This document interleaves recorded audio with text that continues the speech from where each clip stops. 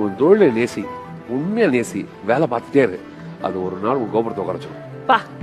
உழ, உண்மையா உழைச்சிக்கிட்டே இரு, உழைச்சிட்டே இரு. எல்லாம் சொல்லுவாங்க இழிச்ச வாய் மாதிரி இருக்காத, இவ்வளவு வேலை பாக்குற, நீ பக்குவப்பட்டே இருப்ப. உன்னை எப்ப ஒருத்தன் பைத்தியம் சொல்றானோ நீ ஜெயிக்கிற.